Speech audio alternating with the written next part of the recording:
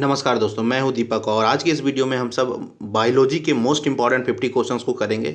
ये question super important है। 50 में 50 क्वेश्चन आपको अगर कंपटीशन का एग्जाम आपने दिया है तो आपको ये क्वेश्चंस देखने को मिले होंगे और अगर आप देने वाले हैं तो आपको ये 50 में 50 क्वेश्चन आपके अपने वाले एग्जाम में देखने को 100% मिलेंगे।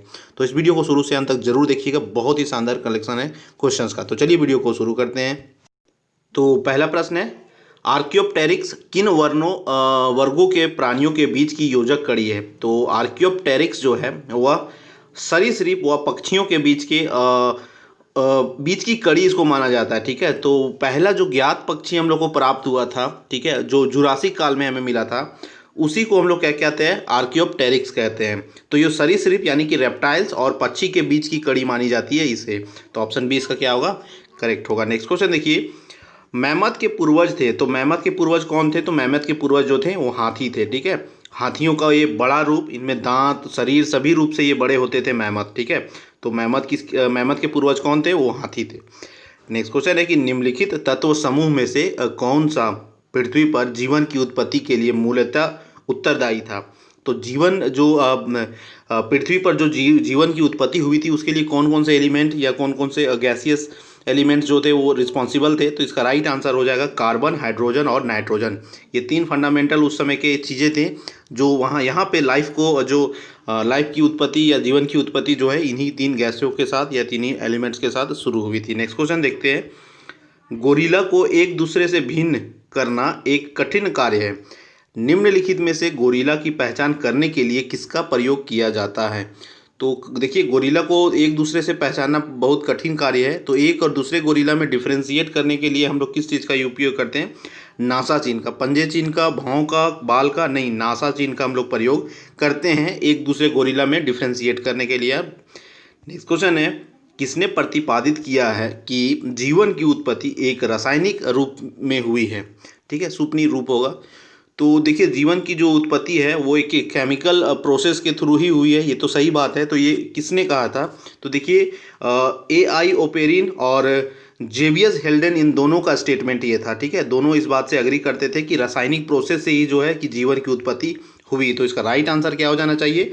5 क्वेश्चन नंबर का राइट आंसर ऑप्शन सी होना चाहिए। ठीक है, नेक्स्ट क्वेश्चन देखते हैं, जीवन की उत्पत्ति के संदर्भ में जैव रासायनिक उत्पत्ति का सिद्धांत किसने दिया है? तो देखिए, आज के जिस वीडियो में मैं 50 क्वेश्चन करवा रहा हूँ, तो 50 में 49 नहीं, 50 में 50 क्वेश्चन आपके एग्जाम में आने वाले क्वेश्चन हैं। ठीक है, 50 में 50, 49 नहीं 50, और एक एक प्रश्न सुपर इंपॉर्टेंट है। 100% क्वेश्चन इसे देखने को आपको मिला होगा, आपने अगर एग्जाम दिया होगा तो देखिए, क्वेश्चन नंबर 6 क्या कहता है, जीवन की उत्पत्ति के संदर्भ में जैव रासायनिक उत्पत्ति का सिद्धांत किसने प्रतिपादित किया था? तो देखिए, AI ओपेरिन के द्वारा या जैव रासायनिक उत्पत्ति का सिद्धांत इनके द्वारा ही दिया गया था। ऑप्शन ए क्या होगा? करेक्ट होगा। नेक्स्ट क्वेश्चन है कि डायनासोर थे, तो डायनासोर जो थे वो कौन थे? तो डायनासोर जो थे वो मेसोजोइक एरा के रेप्टाइल्स थे, यानी कि सरीसृप थे। ठीक है, मेसोजोइक एरा के सरीसृप यानी कि रेप्टाइल्स थे। नेक्स्ट क्वेश्चन देखिए कि निम्न में से कौन सा संगठन के सही क्रम को प्रदर्शित करता है? तो अरेंजमेंट करना है आपको, क्रोनोलॉजी में अरेंजमेंट करना है। तो देखिए, इसमें राइट ऑप्शन देखिए, अब सबसे छोटा जो हो जाएगा परमाणु, उसके बाद अणु, उसके बाद कोशिका, उसके बाद उत्तक, उसके बाद क्या बनेगा? अंग बनेगा। ठीक है, बाकी देखिए कि आप सही नहीं पाएंगे। ठीक है, क्रोनोलॉजी, परमाणु से बाद अणु, अणु से बाद कोशिका, कोशिका से उत्तक और उत्तक से अंग, ये परफेक्ट है। ऑप्शन डी क्या होगा? करेक्ट होगा। नेक्स्ट क्वेश्चन देखिए, जीवाश्म विज्ञान में किसी भी चट्टान की आयु ज्ञात की जा सकती है। तो जीवाश्म विज्ञान में चट्टान की आयु हम सब कैसे ज्ञात करते हैं? तो यूरेनियम की मात्रा की उपस्थिति के आधार पे। ठीक है, तो जीवाश्मों में जो है यूरेनियम की मात्रा को चेक करते हैं कितना है, तो उसके बेसिस पे हमें पता चलता है कि कोई भी चट्टान है वो कितना पुराना है। ठीक है, कितना पुराना है। नेक्स्ट क्वेश्चन देखिए, आधुनिक मानव की कपाल क्षमता किसके समान है? तो आधुनिक मानव की कपाल क्षमता जो है वह नियंडरथल के समान है। ठीक है, नियंडरथल मानव के समान है। नेक्स्ट क्वेश्चन देखिए कि जावा मानव का जैविक नाम है। तो जावा मानव का जैविक नाम क्या है? होमो इरेक्टस। होमो इरेक्टस जो है वो जावा मानव का जैविक नाम है। नेक्स्ट क्वेश्चन है, कौन सा पुरातन मानव आधुनिक मानव के समान है? तो पुरातन मानव आधुनिक मानव के समान कौन सा है? वो है क्रोमैग्नन मानव, ठीक है, क्रोमैग्नन मानव जो है वो आधुनिक मानव के समान है। नेक्स्ट क्वेश्चन है, उस जहाज का नाम क्या था जिस पर डार्विन ने यात्रा की थी? बहुत बार ये क्वेश्चन पूछा जाता है, बहुत इंपॉर्टेंट क्वेश्चन है। तो देखिए, बीगल नाम के जहाज पर डार्विन ने यात्रा की थी, ठीक है, बीगल नाम के जहाज पर। क्वेश्चन नंबर 14 कहता है कि पक्षी व स्तनियों का युग है। तो पक्षी और स्तनियों का कौन सा युग था? वो था सेनोजोइक एरा, ठीक है, सेनोजोइक एरा यानी कि सीनोजोइक महाकल्प। नेक्स्ट क्वेश्चन है, पुस्तक फिलोसॉफिक जूलॉजिक, है ना, फिलोसॉफिक जूलॉजिक 1809 में छपी थी, इसके लेखक कौन थे? तो इस पुस्तक के लेखक कौन थे? लेमार्क थे, ठीक है, बहुत पॉपुलर साइंटिस्ट थे ये, लेमार्क थे। नेक्स्ट क्वेश्चन देखिए, प्राकृतिक चयन को समझाते समय डार्विन किससे प्रभावित हुआ था? तो प्राकृतिक चयन यानी नेचुरल सिलेक्शन को बताते समय जो डार्विन जो थे वो माल्थस के आबादी के ऊपर निबंध से प्रेरित हुए थे, ठीक है, माल्थस की जो आबादी के ऊपर जो निबंध लिखी गई थी इसी से इंस्पायर्ड हुए थे। नेक्स्ट क्वेश्चन देखते हैं, एक शिशु में जन्म के समय छोटी सी पूंछ है, यह क्या दर्शाता है? अगर किसी शिशु में जन्म के समय छोटी सी पूंछ अगर हो, ये क्या दिखाता है? यह दिखाता है उसकी पूर्वजता को, ठीक है, क्या? पूर्वजता को। नेक्स्ट क्वेश्चन है, खच्चर उत्पन्न होता है, तो खच्चर जो है वो उत्पन्न होता है किससे?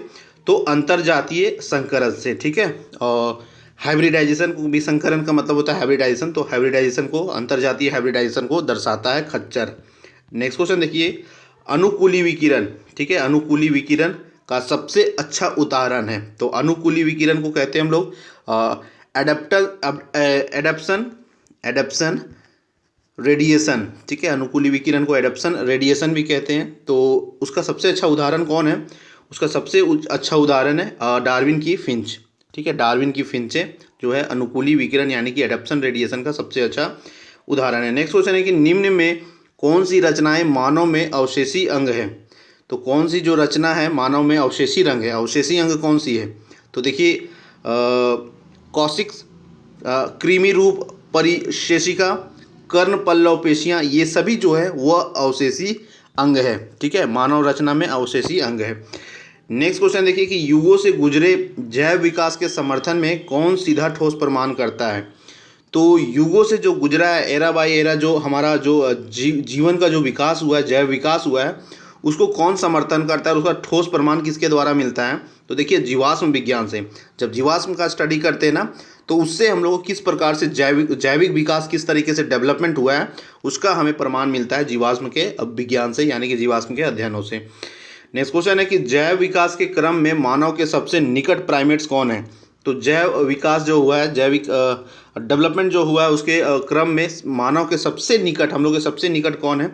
तो गोरिल्ला जो है वो हमारे सबसे निकट है, सबसे निकट प्राइमेट्स है। नेक्स्ट क्वेश्चन देखते हैं, वे जातियां जो लुप्त होने के कगार पर है क्या कहलाती है? तो जो जातियां लुप्त होने के कगार पे है उसे संकटापद जातियां कहते हैं, ठीक है, संकटापन जातियां कहते हैं।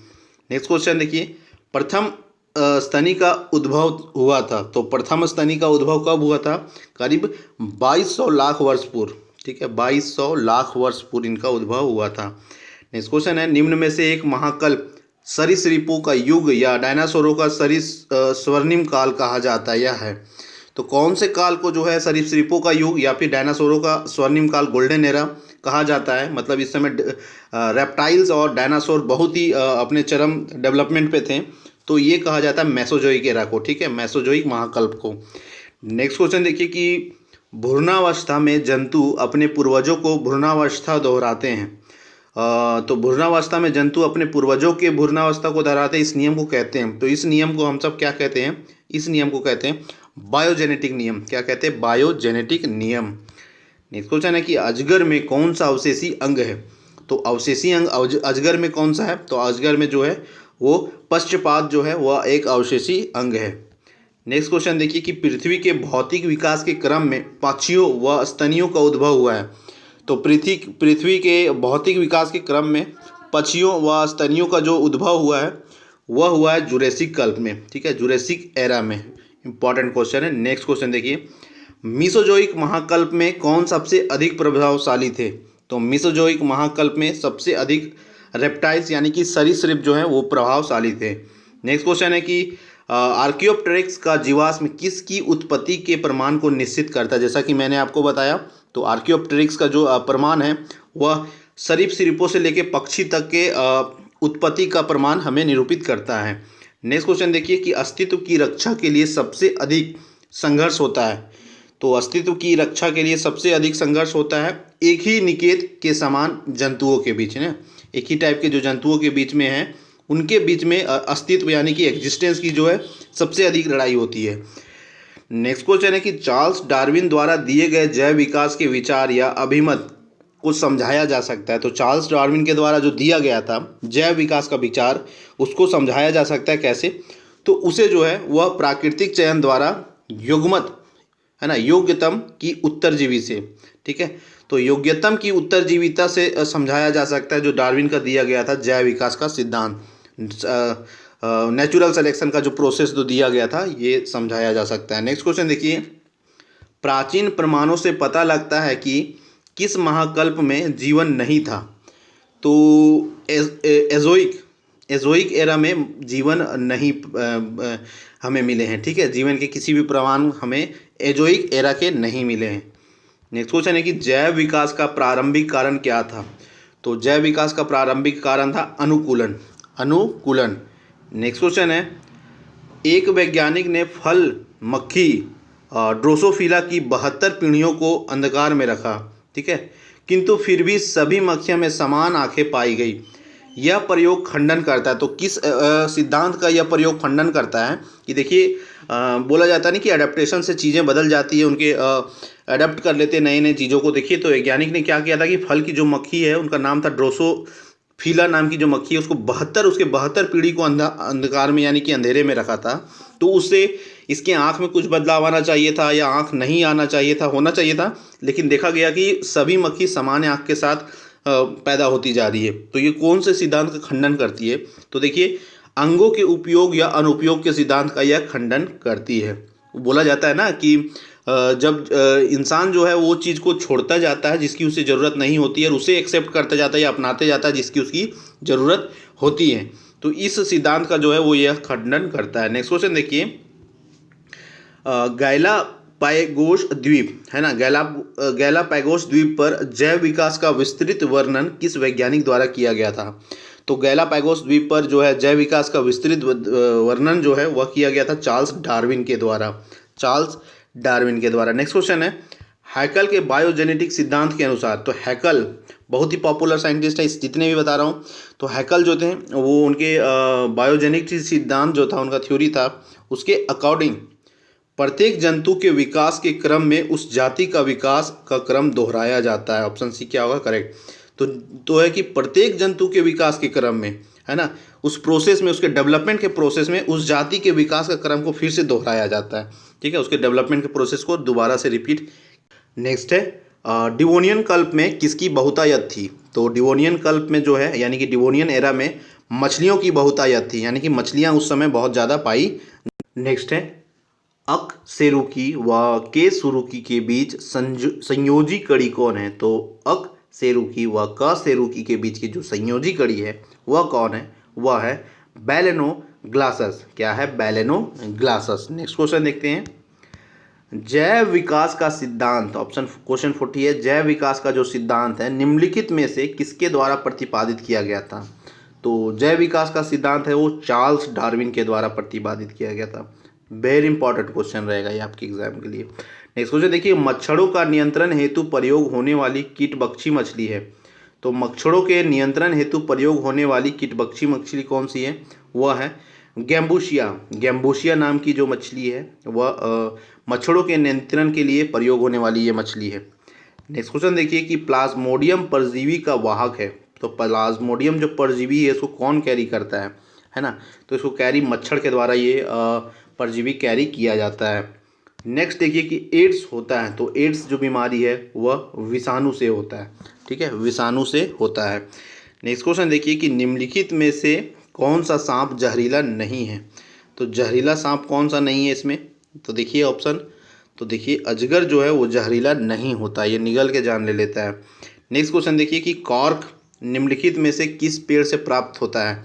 तो कॉर्क जो है वह कैकर्स के पेड़ से प्राप्त होता है ना, केकर्स पेड़ से प्राप्त होता है। नेक्स्ट क्वेश्चन है, निम्न में से बेमेल चुनिए, यानी कि जो गलत मैचिंग किया गया है वो चुनना था। ठीक है, ये क्वेश्चन आई थिंक अधूरा है friends, 46 number question I think अधूरा है। नेक्स्ट क्वेश्चन देखते हैं, लहसुन, लहसुन जो है कि अभिलाक्षणिक गंध का कारण क्या है? तो इसकी अभिलाक्षणिक गंध का कारण है सल्फर यौगिक, सल्फर यौगिक पाया जाता है लहसुन में, उसी के कारण यह स्मेल इतना करता है। नेक्स्ट क्वेश्चन देखिए, निम्न में से किस समूह के जीवों का डूबने से हुई मृत्यु का पता लगाने में महत्व है? तो किस जीवों का डूबने से हुई मृत्यु का पता लगाने में महत्व है? तो ऑप्शन डी डाइटन। ठीक है, डाइटन समूह के जीवों का डूबने से हुई मृत्यु का पता लगाने में इसका यूज़ किया जाता है। नेक्स्ट क्वेश्चन देखिए, लाल मिर्च तीखी होती है क्योंकि इसमें उपस्थित होते हैं। तो लाल मिर्च जो है वह कैप्सेसिन के कारण, कैप्सेसिन के कारण तीखी होती है। ठीक है, कैप्सेसिन के कारण तीखी होती है।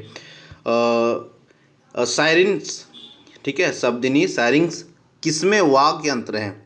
तो सिरिंग्स जो है वह किसमें वाक्य यंत्र हैं? यह पक्षियों में एक वाक्य यंत्र है। ठीक है, सिरिंग्स, सिरिंग्स उसे शब्दिनी भी कहते हैं। तो ये था 50 क्वेश्चंस। कोई एक क्वेश्चन छूट गया, वो क्वेश्चन इनकम्प्लीट था, उसे टाइपिंग में एरर हुआ है, तो वो क्वेश्चन छोड़ के बाकी 49 कम क्वेश्चंस थे, कंप्लीट हो गया। सारे सुपर इंपॉर्टेंट क्वेश्चन थे। वीडियो कैसा लगा आप कमेंट करके ज़रूर बताएं। थैंक यू, धन्यवाद, जय हिंद।